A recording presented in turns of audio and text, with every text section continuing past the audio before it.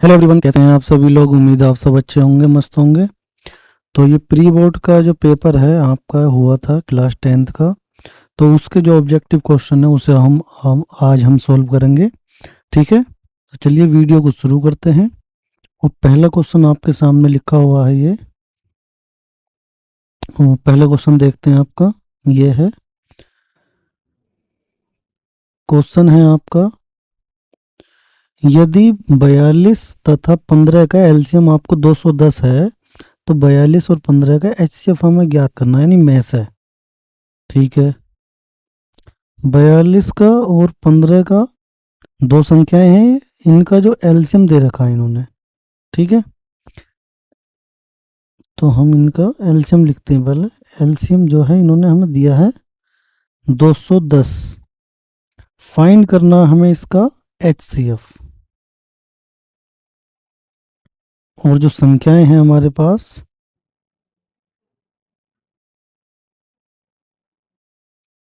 42 और 15 है, तो इनका एचसीएफ ज्ञात करना हमें। ठीक है, तो एचसीएफ ज्ञात करने के लिए फॉर्मूले से भी कर सकते हैं इसे और बिना फॉर्मूले के। फॉर्मूला क्या है? फॉर्मूला है एलसीएम गुणा एचसीएफ बराबर दोनों संख्याओं का गुणनफल, या ऐसा लिख सकते हैं पहली संख्या गुणा दूसरी संख्या। पहली संख्या गुणा दूसरी संख्या।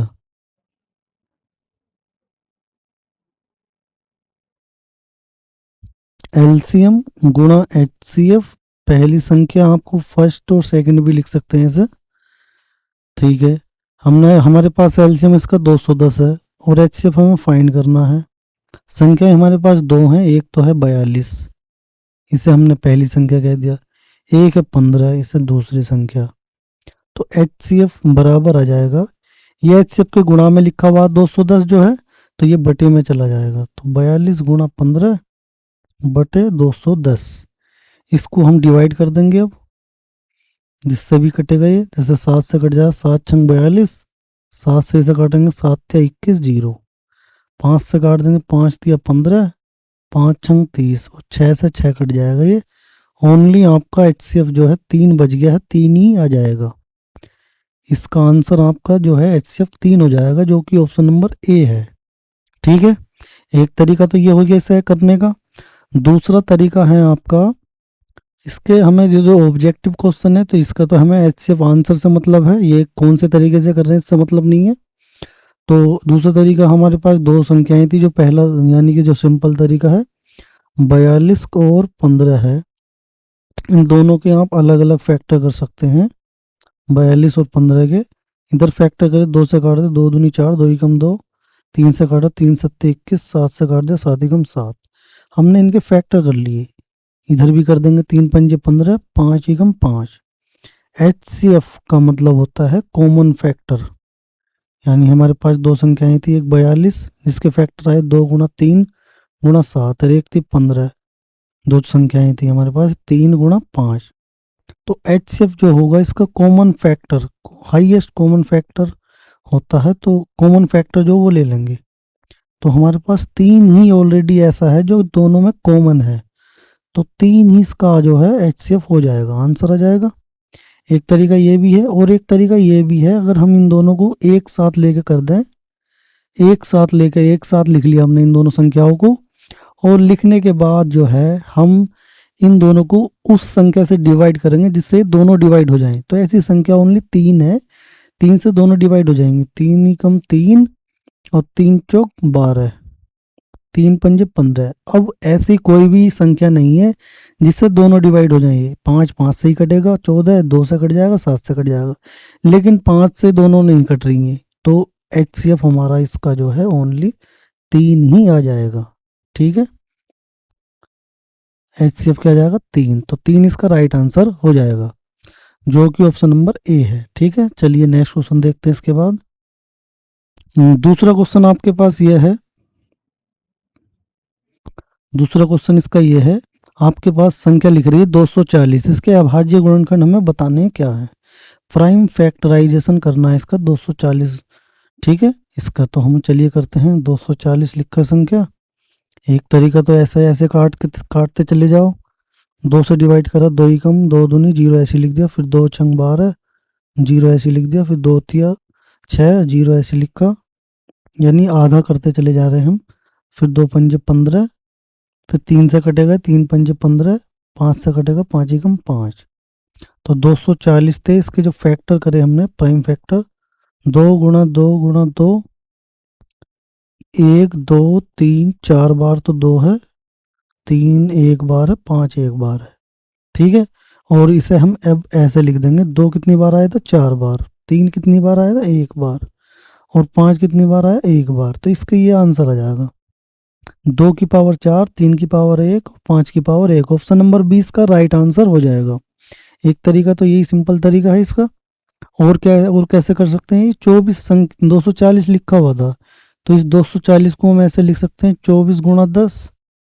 ठीक है, 24 को हम कैसे लिख सकते हैं, 2 गुणा 12 लिख सकते हैं, 10 को 2 गुणा 5 लिख सकते हैं, 2 गुणा 12 को लिख सकते हैं 2 गुणा 6, 2 गुणा 5, और 6 को क्या लिख सकते हैं हम, 6 को लिख सकते हैं 2 गुणा 3।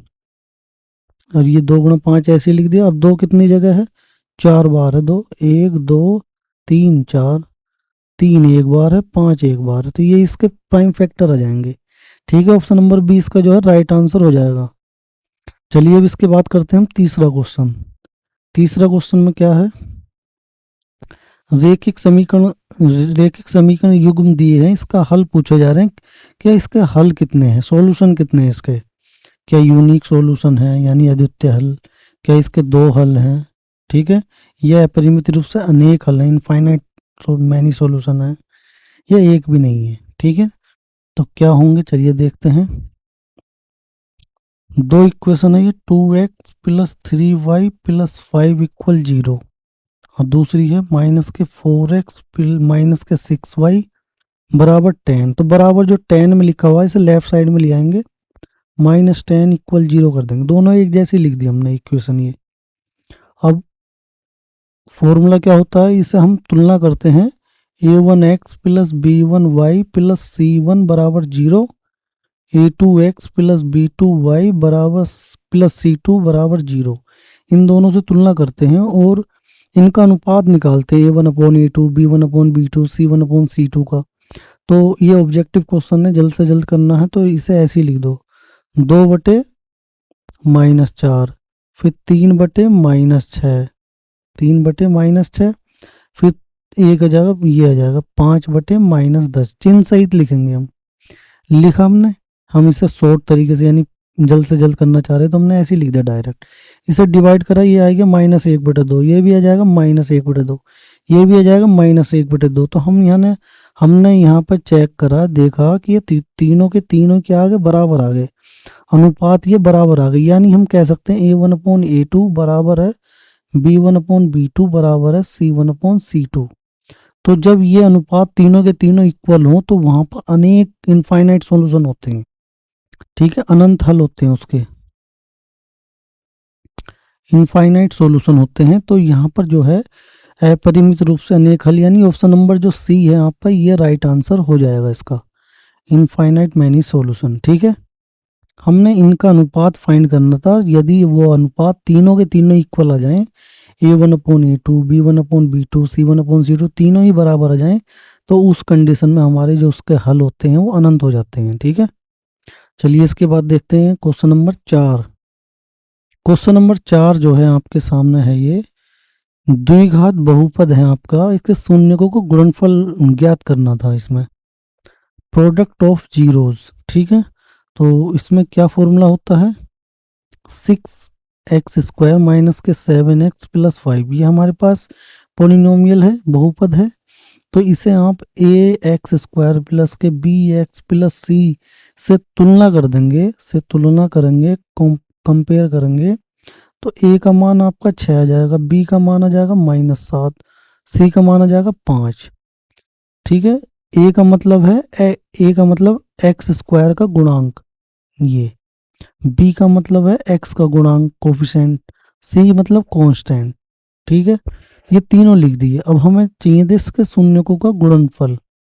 तो शून्यकों का गुणनफल का फॉर्मूला होता है, शून्यकों का गुणनफल यानी प्रोडक्ट ऑफ जीरोस, तो वो होता है माइनस के बी अपॉन ए। शून्यकों का गुणनफल होता है, योगफल तो होता है माइनस बी अपॉन ए, और गुणनफल होता है सी अपॉन ए।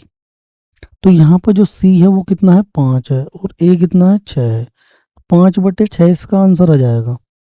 5/6 आपका ऑप्शन नंबर डी है इसका। ठीक है, चलिए अब इसके बाद देखते हैं शून्यकों का क्या था, गुणनफल था। एक तरीका तो ये है इसके फॉर्मूले के अनुसार। अगर किसी को फॉर्मूला याद नहीं है तो हम क्या करेंगे, इसके एक्स के मान फाइंड करेंगे और फिर उनके गुणनफल गुणा कर देंगे, तब भी आ जाएगा ये। ठीक है, तब भी आ जाएगा, ऐसा नहीं है तब नहीं आने का, तब भी आ जाएगा। हमने क्या कहा, ये जो हमारे पास बहुपद है इसमें एक्स के मान फाइंड कर लेंगे। 6x² माइनस के 7x प्लस 5 बराबर 0 लिखेंगे। सबसे पहले इसे इक्वेशन में कन्वर्ट कर देंगे और यहाँ से x के मान निकालेंगे, वही हमारे शून्यक है। तो इन दोनों की गुणा करेंगे, फैक्टर करने इनके, तो 6×5 = 30। यानी हम जो है इन दोनों की गुणा करते हैं सबसे पहले। 6×5 = 30। 30 के x से फैक्टर करने, यानी जैसी दो संख्याएं चाहिए जिनकी गुणा करें तो 30 आए, और जोड़ने पर कितना आना चाहिए, 7। जोड़ने पे 7 आना चाहिए और गुणा करने पे 30 आना चाहिए। ठीक है, ऐसे ऐसे दो नंबर चाहिए हमें इसके फैक्टर करने के लिए। क्या ऐसे फैक्टर हो सकते हैं, चेक कर सकते हैं हम तो 2 से काटेंगे, 3 से काटेंगे, 3×5 = 15।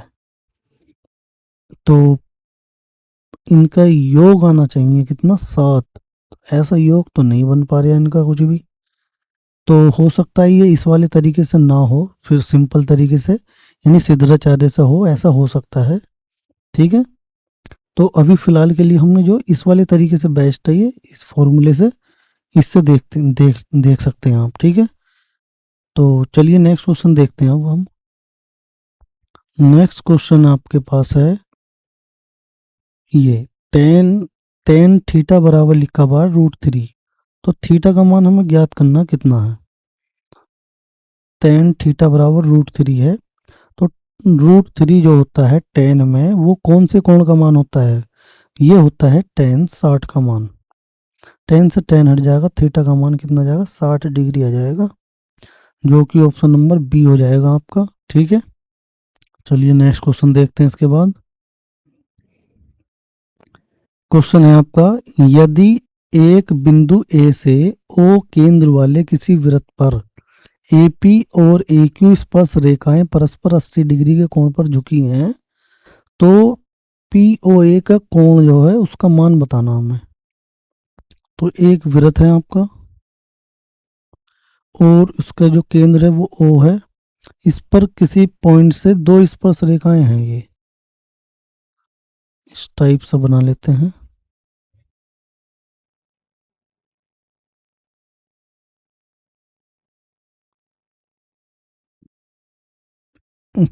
पॉइंट ए से, पॉइंट ए है, ये P और ये Q। PA और PQ एक दो स्पर्श रेखाएं हो गई, और ये कितने डिग्री पे है, 80 डिग्री पे है। तो यहाँ से हम जानते हैं, अगर केंद्र से इसको मिला देंगे, इसकी स्पर्श रेखा को जहाँ ये टच कर रहा है, तो हम जानते हैं ये 90 डिग्री के कोण पर टच करता है ये। अब हमें जो कोण चाहिए था वो एंगल ये वाला चाहिए हमें। कोण चाहिए हमें POA का मान, POA यानी ये वाला कोण चाहिए हमें। तो हम जानते हैं कि इनमें जो आमने सामने के जो कोण है, वैसे चारों, ये एक चतुर्भुज है, चतुर्भुज के चारों कोणों का जो योग होता है वो 360 होता है, और जिसमें से ये 90 डिग्री है, ये भी 90 डिग्री है। ये वाला पूरा कोण निकाल सकते थे हम चतुर्भुज में से, तो पूरा कोण हम निकाल लेंगे वैसे ये निकालना चाहो तो। और उसका आसान तरीका क्या है, आमने सामने के जो दो कोण हैं, ये वाले, ये कोण और ये वाला कोण, इनके आमने सामने के कोणों का योग 180 होता है। तो कोण POQ प्लस कोण 80 डिग्री भी लिख सकते हैं, या फिर PAQ बराबर 180 डिग्री, जिसमें से ये कोण तो हम निकालना चाह रहे हैं और ये 80 डिग्री है। तो यानी कि घटा देंगे तो 100 डिग्री आ जाएगा ये। पी ओ क्यू, 180 माइनस 80 करेंगे तो 100 डिग्री आ जाएगा ये। ठीक है, ये आ गया तुम्हारा पूरा कोण ये वाला 100 पूरा आ गया। अब हमें ऊपर वाला चाहिए, यानी कि ये दो जगह डिवाइड हो चुका है कोण आपका। तो आपका जो ऊपर वाला कोण आ जाएगा पी ओ ए, पी ओ ए, पी ओ ए। तो ये जो है कोण पी ओ क्यू का आधा हो जाएगा। ठीक है, 100 डिग्री का आधा कर देंगे तो 50 डिग्री आ जाएगा। ठीक है, ये आ जाएगा, यानी मैं समझाऊंगा हम आपको। जैसे कि ये वाला कोण था 80 डिग्री, ये वाला, तो ये वाला जो पूरा कोण है ये आ जाएगा 180 में से घटा देंगे तो ये 100 आ जाएगा। अब 100 का भी आधा कर दोगे तो 50 ये वाला हो जाएगा, 50 ये वाला हो जाएगा, तो 50 इसका आंसर आ जाएगा। ठीक है, ऑप्शन नंबर जो है आपका ये बी हो जाएगा। अब देखते हैं इससे क्वेश्चन नंबर 7। क्वेश्चन नंबर 7 है, यदि एक घटना निश्चित रूप से घटती है तो इसकी प्रायिकता क्या होगी। कोई घटना है जो निश्चित ही घटेगी, तो जो ऐसी घटना होती है जो पक्का घटेगी ही घटेगी, तो उसकी उस घटना की जो संभावना है वो 100% है। 100% चांस है वो घटना घटेगी घटेगी, तो उसकी प्रायिकता 1 होती है। ठीक है, ये याद करने का क्वेश्चन है। यदि कोई ऐसी घटना जो कभी घटेगी ही नहीं तो उसकी प्रायिकता 0 हो जाएगी। और अगला क्वेश्चन है क्वेश्चन नंबर 8। आर त्रिज्या वाले एक ठोस अर्धगोले का कुल पृष्ठीय क्षेत्रफल हमें बताना है। अर्धगोले का कुल पृष्ठीय क्षेत्रफल, तो अर्धगोले का कुल पृष्ठीय क्षेत्रफल जो होता है, अर्धगोले का, अर्धगोले के दो फॉर्मूले हैं यहाँ पे। एक तो फॉर्मूला अर्धगोले का वक्र पृष्ठीय क्षेत्रफल,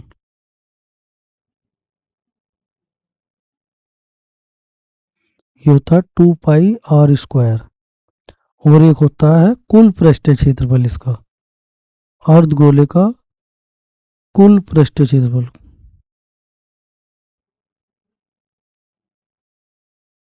कुल पृष्ठीय क्षेत्रफल जो होता है इसका वो हो जाएगा 3πr²।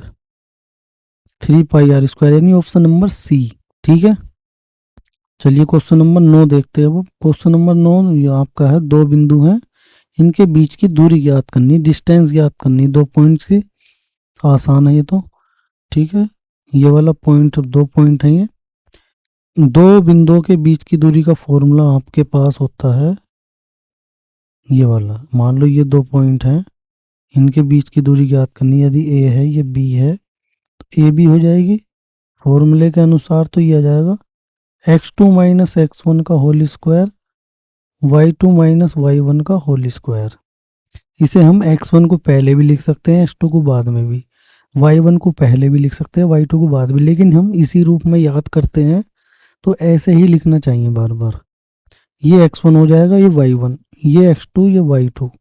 अब यहाँ पर इनकी वैल्यू पुट कर देंगे तो x2 कितना हो जाएगा हमारा 1, x1 कितना हो जाएगा 3 का स्क्वायर, y2 कितना है 4, y1 कितना है 2 का स्क्वायर। यहाँ पर जब वैसे हमने माइनस करेंगे एक में से 3 तो -2 का स्क्वायर, और ये +2 का स्क्वायर। तो दोनों का स्क्वायर प्लस का हो या माइनस का हो सेम ही आएगा, 4 ही आएगा। इन दोनों को ऐड करा तो ये हो गया 8, 8 के फैक्टर कर दिए हमने, तो 2 गुणा 2 गुणा 2 लिख सकते हैं। ये तो आ जाएगा बाहर एक संख्या के रूप में 2√2 आ जाएगा, ये 2√2, 2√2, यानी ऑप्शन नंबर 20 का राइट आंसर हो जाएगा। ठीक है, ऑप्शन नंबर बी।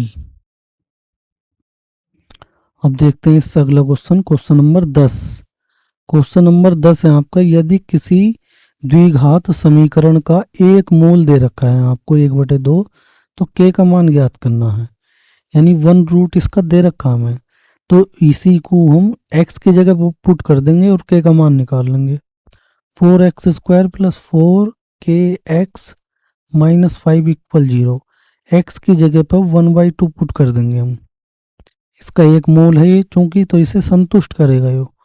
तो 4 1/2 का स्क्वायर प्लस 4k गुणा 1/2 -5 बराबर 0। 4/2 4 आ जाएगा ये तो, और ये 2k बटे यानी 4k/2, 4k/2 -5 बराबर 0। इसे सोल्व करा, 4 से 4 कट गया एक बार, 2 से कट गया 2 बार, तो 1 + 2k बराबर 5 ले आएंगे। इसे -5 को राइट साइड ले जाएंगे, 1 को भी राइट साइड ले जाएंगे, तो ये कितना हो जाएगा 4, यानी k का मान कितना आ जाएगा 2 आ जाएगा। k का मान 2 आ जाएगा, 2 दूनी 4, k का मान +2, यानी ऑप्शन नंबर ए। ठीक है, ऑप्शन नंबर ए। अब इसके बाद देखते हैं क्वेश्चन नंबर 11। क्वेश्चन नंबर 11 है 1 2 3 से लेकर 9 तक की संख्याओं का योग क्या आएगा। तो इन्हें सिंपल तरीके से आप जोड़ के भी बता सकते हैं क्या आएगा। ठीक है, जैसे कि अगर मैं जोड़ के बताऊं इन्हें, 1 और 9 को जोड़ोगे 10 हो जाएगा, 2 और 8 को जोड़ोगे फिर 10 हो जाएगा, 3 और 7 को जोड़ोगे 10 हो जाएगा, 4 और 6 को जोड़ोगे फिर 10 हो जाएगा, और ये 5, तो 40 तो ये हो गया, +5 45 आ जाएगा। ठीक है, ऑप्शन नंबर बी। और यदि अब आप इसे फॉर्मूले से करते हैं, तो फॉर्मूला प्राकृतिक संख्याओं के जोड़ने का 1 + 2 + 3 + 4 प्लस ऐसे अप टू n प्राकृतिक संख्याएं हुआ दे, तो उसका समेशन n बोलते हैं। और समेशन n का फॉर्मूला होता है n+1/2। ये होता है जिसमें से जो n है वो जितनी संख्याएं हैं संख्याओं की, तो यहाँ पर 9 संख्याएं थी, तो n का मान 9 हो जाएगा। यहाँ n का मान 9 गुणा 9 और 1 10 हो जाएगा। यहाँ पर 9 + 1 करेंगे बटे 2, यानी कि 9 गुणा 10/2, 2 से इसे काट देंगे 5 बार, 9 पंजे 45, 45 इसका आंसर आ जाएगा। ठीक है, क्वेश्चन नंबर 12 देखते हैं अब हम। क्वेश्चन नंबर 12 है आपका sin थीटा -1 और sec थीटा + tan थीटा का मान बताना। तो ये हो गया sin थीटा -1 ब्रैकेट में, और ये हो जाएगा sec थीटा + tan थीटा। तो इसे सोल्व करके क्या आएगा, तो हम ये वाले जो फॉर्मूले हैं ये याद होने चाहिए, कन्वर्ट करने वाले ही ना, साइन को सेक को, और साइन को उसमें कन्वर्ट करना आपको, तो सेक को कर देंगे एक तो यहाँ पर, और दूसरा कर देंगे हम टेन को। तो सेक का उल्टा होता है 1/cos, और टेन का होता है sin/cos। साइन कोस में कन्वर्ट करना हमें, तो इसे तो ऐसे ही लिख देंगे, तो पहले से साइन में है लिखा हुआ, तो ये इसकी जगह हो जाएगा 1/cos, इसकी जगह हो जाएगा टेन की जगह sin थीटा/cos थीटा। अब दाएं तो इस वाले में तो एलसीएम ले लेंगे हम, इसे ऐसे ही लिख देंगे, और इसमें लेंगे एलसीएम कोस हो जाएगा। दोनों को सब सेम ही है, तो ऊपर वाली संख्याएं सब ऐसे ही लिख देंगे। ऊपर वाली संख्या हो गई अब sin थीटा -1, और ये 1 + sin थीटा, तो इसे हम sin थीटा +1 भी लिख सकते हैं, sin थीटा +1, क्योंकि तो प्लस है इसके बीच में, कोई सी भी संख्या पहले हम लिख सकते हैं। तो अब ये वाला फॉर्मूला आपको याद होना चाहिए, a + b या a - b, इसका फॉर्मूला होता है a² - b²। अब चाहे इसमें पहले माइनस वाला लिखा हुआ हो, उससे कोई दिक्कत नहीं है, हमें फॉर्मूला यही रहेगा a² - b² का। तो यहाँ पर आ जाएगा sin² थीटा -1 का स्क्वायर। ठीक है, यानी कि ये आएगा sin² थीटा -1/cos थीटा। अब आपको यहाँ पर एक फॉर्मूला फिर से याद आना चाहिए, sin² थीटा + cos² थीटा का मान होता है 1। यहाँ से यदि मैं साइन 1 को इधर ले आऊँ लेफ्ट साइड में, तो -1 बराबर क्या आ जाएगा, यानी कि मैं जो हूँ, हमने क्या कहा 1 इधर ले गए और कोस को उधर ले गए, तो ये कोस माइनस का हो जाएगा cos² थीटा। ठीक है, यानी कि इसे हम ऐसे भी लिख सकते हैं, माइनस कॉमन लेकर 1 - sin² भी हम इसे लिख सकते हैं यहाँ पर। ठीक है, क्योंकि हमें 1 - sin² के रूप में या ज़्यादातर याद रहता है। जैसे कि हम इसमें से साइन को राइट साइड ले जाए, कोस को यहीं रहने दे, तो 1 - sin² हो जाता है। ठीक है, और डायरेक्ट लिखना चाहो ऐसे भी लिख सकते हो, डायरेक्ट डायरेक्ट आपका क्या आ जाएगा, ये cos² थीटा आ जाएगा बटे में cos थीटा। अब एक कोस से एक कोस की पावर कट जाएगी, तो माइनस के कोस थीटा आ जाएगा, माइनस के कोस थीटा, जो ऑप्शन नंबर सी है। ठीक है, option number C right answer हो जाएगा। क्वेश्चन नंबर 13 देखते हैं अब हम। क्वेश्चन नंबर 13 आपके सामने है ये, यदि कुछ आंकड़ों का माध्य और बहुलक दे रखा है, उसका माध्य का हमें ज्ञात करनी है। तो फॉर्मूला है इसका बहुलक, गलत लिख दिया ये, बहुलक। तो पहले हम इसमें लिख देते हैं, हमें जो जो दे रखा था। बहुलक है इसका 35 और माध्य है इसका 32। पहले माध्य लिखा हुआ है इसमें, दूसरा ये माध्य है, ये बहुलक है। तो फॉर्मूला है आपका बहुलक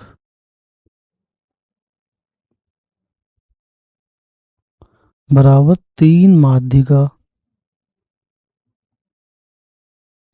-2 माध्य। ये फॉर्मूला याद कर लेना इसे।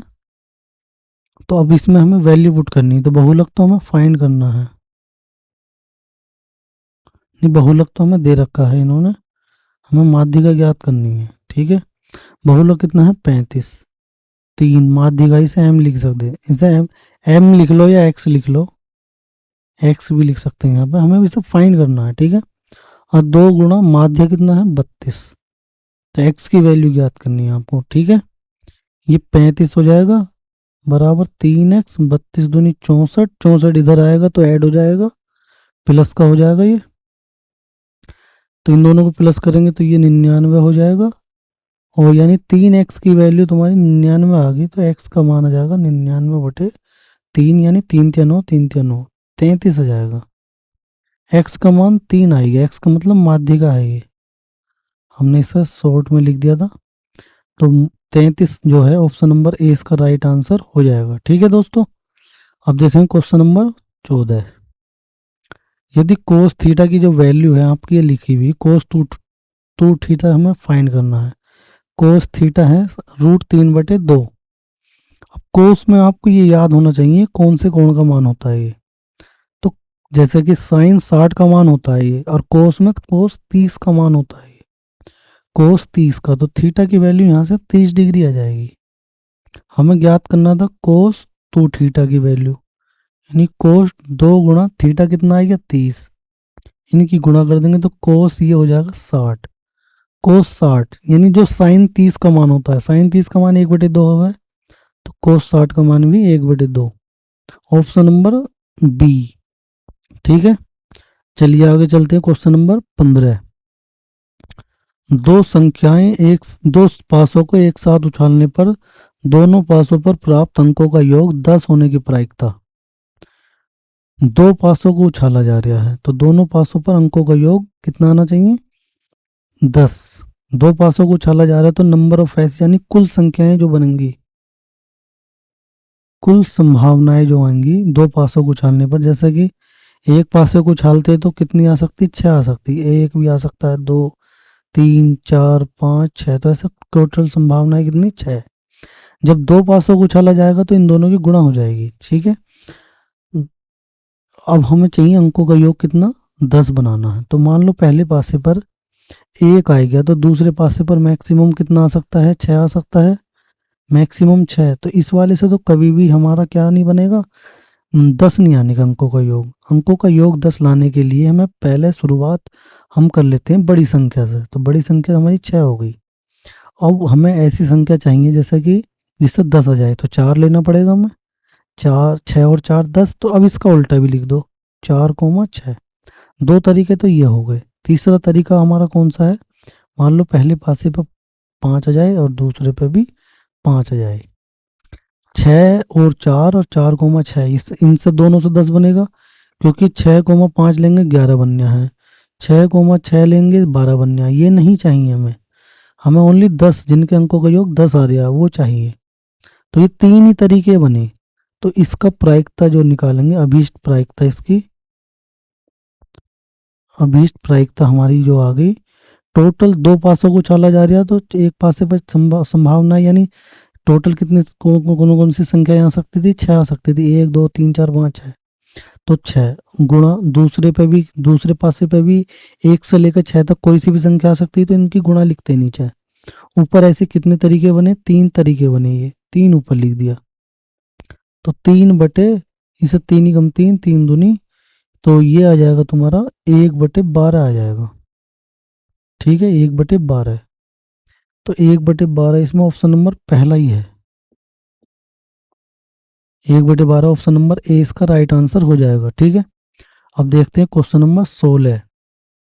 तो एक त्रिभुज है ये ए बी सी, जिसमें से लिखा हुआ डी ई जो है बी सी के समांतर है। ये जो है आपका बी सी है और ये डी ई है, ये दोनों जो है समांतर है, एक दूसरे के समांतर हैं ये। ठीक है, ये और ये ए डी आपका 2.2 सेंटीमीटर है, ये जो लिखा हुआ है। ये 3.3 सेंटीमीटर ये डी बी, और ए ई कितना है 1.8 सेंटीमीटर। तो हमें ई सी फाइंड करना है इसमें। जब ये किसी त्रिभुज में ये दोनों जो लिखा हुआ ये और ये समांतर हो जाएं, तो उस कंडीशन में एक छोटा वाला त्रिभुज और बड़ा वाला त्रिभुज, ये दोनों त्रिभुज समरूप हो जाते हैं। और समरूप जब हो जाते हैं तो समरूप होने पर इनकी संगत भुजाओं का जो अनुपात होता है, मान लो ये x है तो वो बराबर होगा। यहाँ पर जो है, चूंकि मैं लिख देता हूँ, चलो, क्योंकि आपका जो डी ई है वो समांतर है बी सी के, तो इसलिए यहाँ पर जो त्रिभुज ए डी ई समरूप होगा त्रिभुज ए बी सी के। और जब समरूप होगा तो इनकी संगत भुजाओं का अनुपात भी बराबर होगा। यानी यहाँ पर ए डी बटे डी बी बराबर होगा ए ई बटे ई सी के। यानी कि ये जाएगा 2.2, 3.3, 1.8 बटे एक्स। इसे हमने एक्स मान लिया इसी को। तो अब हमें एक्स की वैल्यू ज्ञात करनी है, तो एक्स तो इधर आ जाएगा, क्रॉस मल्टीप्लाई कर देंगे, एक्स तो यहाँ पहुँच जाएगा इसकी जगह, और ये इसकी जगह आ जाएगा। ठीक है, और ये इधर चला जाएगा, तो ये आ जाएगा तुम्हारा एक्स इधर आएगा 1.8 मल्टीप्लाई 3.3 बटे में 2.2, 2.2। अब हमारे पास ये पॉइंट हटा देंगे ये दोनों का। जब पॉइंट दोनों के पॉइंट के बाद जो है डिजिट सेम है, तो कोई भी जीरो इक्वल बढ़ाने की जरूरत नहीं है। यदि जीरो बढ़ाओगे आप इधर भी और इधर भी, तो वो कट जाएगा, तो उसका कोई मतलब नहीं बनता। तो 1.8 और ये 33/22 हो जाएगा। इसे डिवाइड कर देंगे, 11 दूनी 22, 11 या 33, ऊपर मल्टीप्लाई कर देंगे 18 या 54। एक से पहले पॉइंट लगा देंगे, क्योंकि ऊपर भी 8 से पहले लग रहा, एक डिजिट से पहले। ठीक है, अब यहाँ पे इसे काट देंगे, 2 दूनी 4, पॉइंट लगाएंगे, एक बचेगा 7, 14 हो जाएगा, 2 सत्ते 14, ये इतने सेंटीमीटर आ जाएगा 2.7, 2.7, यानी ऑप्शन नंबर जो है सी हो जाएगा इसका। ठीक है, क्वेश्चन नंबर 17 और देखते हैं अब। क्वेश्चन नंबर 17 ये है, इसका बहुलक वर्ग बताना हमें क्या है। तो बहुलक वर्ग जो है आपका, इसकी जिस वर्ग की बारंबारता सबसे ज्यादा होगी, यानी फ्रीक्वेंसी जिसकी सबसे ज्यादा होगी, उसी के सामने का जो वर्ग होगा वो बहुलक वर्ग कहलाता है।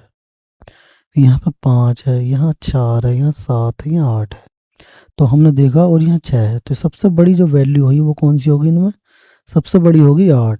तो 8 के सामने जो है कौन सा बहु वर्ग है, 30 से 40 वाला, 30 से 40 वाला इसका क्या हो जाएगा, बहुलक वर्ग, बहुलक वर्ग। ठीक है, ये तो पहला वाला ऑप्शन इसका राइट हो जाएगा। ठीक है, चलिए अब नेक्स्ट क्वेश्चन देखते हैं।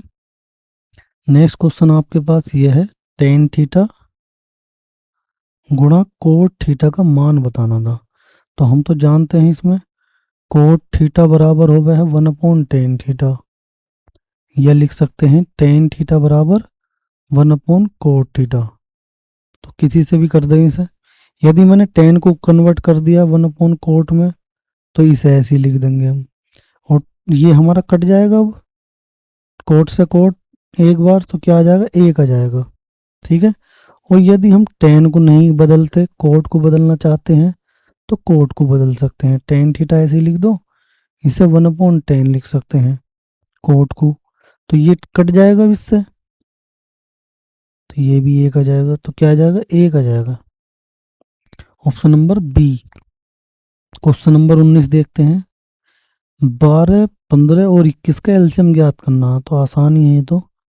12, 15, 21 एक साथ लिख के कर सकते हैं इसे। तो 2 छंग 12, ये तो कटने का नहीं है, ये भी नहीं कटेगा 2 से, फिर 2 से काट देंगे, 2 तिया 6, 15 21 ऐसे लिख देंगे, डिवाइड नहीं होगा ये 2 से। 3 से कर देंगे अब, 3 3 कम 3, 3 पंजे 15, 3 सत्ते 21, 5 से कर देंगे अब, इसे 5 कम 5, 5 कम 5 7 ऐसे लिख देंगे अब, 7 से काट देंगे तो ये 1 1 आ गया। एलसीएम जो होगा इन सब की गुणा हो जाएगी। 2 कितनी बार आया, 2 बार, 2 गुणा 2, 3 गुणा 5 गुणा 7, इन सब की मल्टीप्लाई कर लेंगे अब हम। इन सब की गुणा करेंगे तो 2 दूनी 4, 4 तिया 12, 12 पंजे 60 गुणा 7, 7 छंग 42, 420 आ जाएगा। 420 यानी ऑप्शन नंबर बी। ठीक है, ऑप्शन नंबर 20 का राइट आंसर हो जाएगा। अब देखते हैं इसके बाद क्वेश्चन नंबर, लास्ट क्वेश्चन है ये। यदि 3 बिंदु हैं आपके, ये और ये संरेखी हैं तो के का मान बताना। संरेखी मतलब एक ही रेखा में है ये एक पॉइंट, दूसरा पॉइंट, तीसरा पॉइंट, तीनों बिंदु एक ही रेखा में है ये। 2,3 लिख देंगे इसे मान लो 4, के और 6,-3, ये एक ही रेखा में संरेखी है। तो इससे के का मान ज्ञात करना। तो के का मान निकालने के लिए जब तीनों ही बिंदु एक ही रेखा में है तो क्या ये त्रिभुज बना पाएंगे, नहीं बनेगा ना। यानी त्रिभुज का क्षेत्रफल 0 रहेगा। त्रिभुज का क्षेत्रफल क्या रहेगा, 0। त्रिभुज का क्षेत्रफल आपका 0 रहेगा। और त्रिभुज का क्षेत्रफल का जो फॉर्मूला है वो आपका ये भी है, 1/2 x1 y2 minus y3 plus x2 y3 minus y1 plus x3 y1 minus y2 बराबर 0। 1/2 यानी बराबर में जाएगा 0 के तो गुणा हो जाएगी तो वो तो 0 बन जाएगा। तो x1 y2 minus y3 plus x2 y3 minus y1 plus x3 y1 minus y2 बराबर 0। अब हम क्या करेंगे, यहाँ से ये आपका x1 y1 हो जाएगा, ये x2 y2, ये x3 y3 लिख देंगे अभी इसकी जगह। x1 कितना है 2, y2 कितना है k, y3 कितना है माइनस का 3 है तो ये माइनस माइनस प्लस हो जाएगा। x2 कितना है 4 है, y3 कितना है हमारे पास -3, y1 कितना है 3, x3 कितना है 6, y1 कितना है 3 और y2 कितना है k बराबर 0। अंदर मल्टीप्लाई करेंगे 2k प्लस 2 तिया 6, ये जाएगा 4 गुणा माइनस का 6, 6 तिया 18 और यहाँ पर कितना जाएगा 6k बराबर 0। ये हो गया 2k प्लस 6 और 6 चौक 24 माइनस का 24 प्लस 18 माइनस 6k बराबर 0।